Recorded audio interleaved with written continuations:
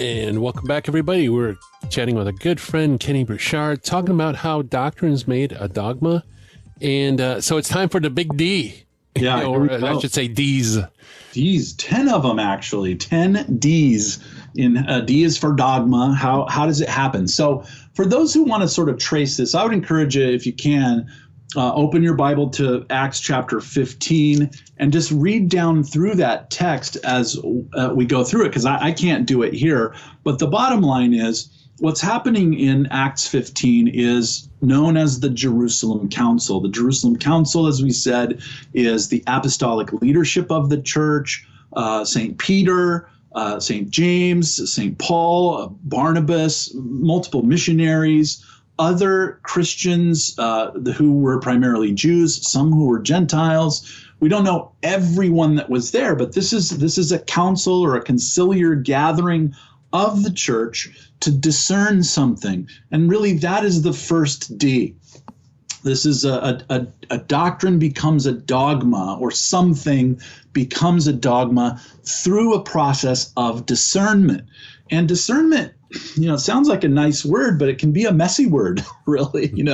It's somewhat organic. It just happens, as life unfolds. Sometimes you discern things, and it can happen somewhat formally, where very structural, step-by-step, systematic things are put in place, and those things can work together. We could maybe use the word organistic rather than organic or formal, kind of to hybrid blend those two things together, that this discernment process is happening through this both formal and organic process of listening to the Lord, listening to each other, kind of having your ear to the ground and your ear to heaven, your eye on the Lord here and an eye on what's happening around you, and seeing God making his will known inside of that process. So that's really the first D that happens. It happens down inside of real life, okay? And that's really what's happening in the Jerusalem Council. A real thing was happening in the real world of the real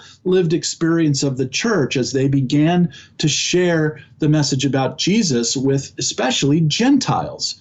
And then the second D happens. A doctrine is put forth. Really, two doctrines are put forth by two groups of interested parties, okay? One interested party, Paul and his group, was saying, you can become a Christian without being circumcised. Well, the Judaizers have another doctrine. They're saying you can become a Christian as a Gentile, but you have to be circumcised in order to do it. Well, those are two very different doctrines, and they're both being held and they're both being preached to people who aren't Christians, and maybe to people who are Christians, saying, well, you can't have table fellowship with each other unless everyone's circumcised. So there's this doctrinal issue that kind of comes forth that God's people now are looking at least two possibilities. And they're saying, well, which one?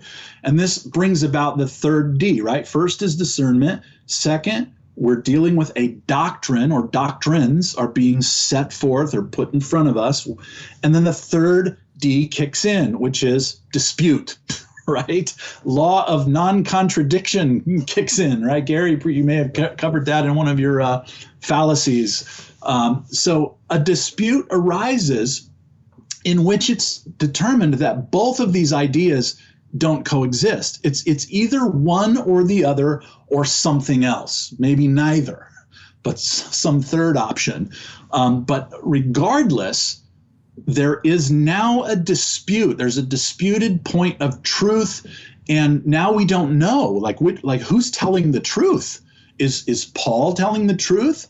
Are the Judaizers telling the truth? And so this third D kicks in the Jerusalem Council. It says that certain men crept in and were teaching this idea. And then you hear in the narrative that they basically get into a tumult with each other. It becomes really, really heated. Now, the way that they process it initially is through the fourth D, which is discourse. These people Paul, Barnabas, and the Judaizers, they try to handle it at ground level, between themselves.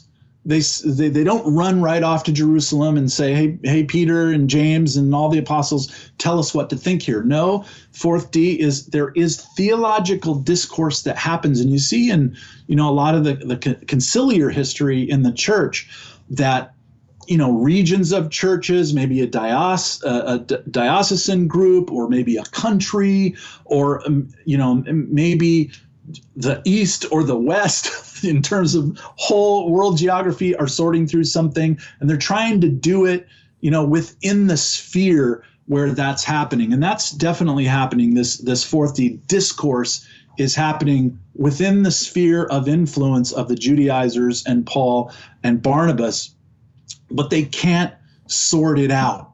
They get to a place where, look, nobody's willing to budge. Basically, we're at this impasse.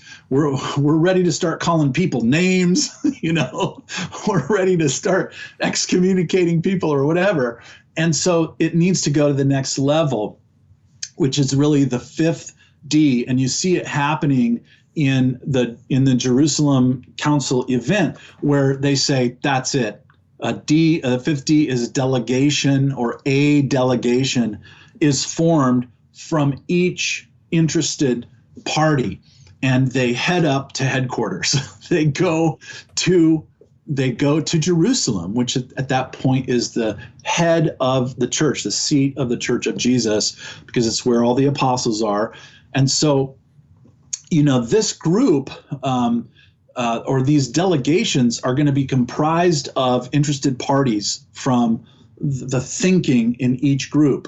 And they're gonna create inside of their delegation. They might create a dossier. They're gonna make their case for why they think the way that they think is the right way. Their documents or their arguments are going to be dripping with biblical texts, with anecdotal things, with just whatever their case is. It's all going to be put together. It's all going to be combined. And then a delegation from each interested party is going to be brought before the magisterial leadership of the church, which would be the bishops. We would say it today, the bishops in communion with the Bishop of Rome. In the Jerusalem Council, it's Peter and James and the apostles and the prophets in Jerusalem. Same basic idea. But so that fifth D is where now it's getting serious, because this conversation has now risen to the level of, we can say the Holy See. Today we'd say it's being taken up by the Vatican or through a church council or something like that, where it's going to that level. So let me pause right there, Gary. Those are the first 5 Ds that you see, and they lay over nicely to Acts 15. But in case you wanted to share anything there. Yeah, no, there was no small dissension, and there was debate between Paul and Barnabas with them. So there certainly was a huge debate that was going on. So all those things you said, you could see it coming to the fore right there in Acts 15. And then, and the thing is that the Pharisees were saying it is necessary to circumcise them. And I think that's a great, like you said, that law of non-contradiction. You can't say Christians, it's a necessity for Christians to be circumcised, and say it's not a necessity. So is it a necessity or not? So it's got to be one or the other.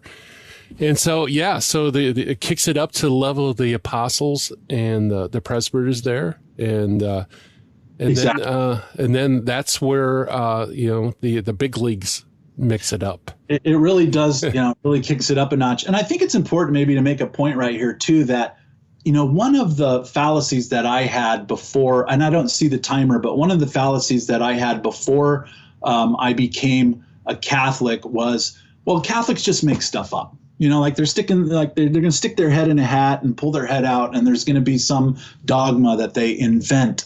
And it really doesn't work like that at all. It's a much messier process. And you look at Acts 15, it's messy, but what they come up with, it happens through a mess. It happens through a really difficult kind of a process.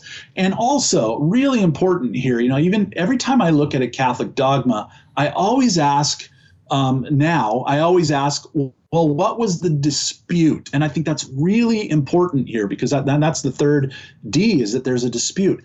Anytime you hear the church say, this is a dogma, then you have a hint there, you have a clue there that behind it was a question that needed to be resolved between at least two opinions, and one of them had to win and the other one had to lose, or one had to win and 10 of them had to lose, however you want to say it. That every dogma has within the scenery and the scope of how it emerges some kind of dispute that has to be answered by the church. And this is kind of how I've answered people when they've said, well, this dogma didn't come about until the year such and such. It's like, yeah, so what? The Jerusalem Council edicts didn't come about until, weeks and months into the years. Right. Like, the time isn't the issue. The issue is a dispute arose. That's the key. And as long as the church is in the world, disputes will arise. And the church may need to say something in the future in a way that it has never said it before, that won't go against what it's said before, but that will define what it's always believed, maybe in clearer terms than it ever has before. But always there's a dispute behind the reason why a dogma is necessary. And to me, that's just been a real helpful in terms of apologetics now, when people say, they say, well, it emerged later, so we can just dismiss it out of hand. Well, every dogma, the Trinity, emerges, 300 plus years into history because of a Christological dispute. So there's some hands-on apologetics for you. Yeah, no doubt. No doubt.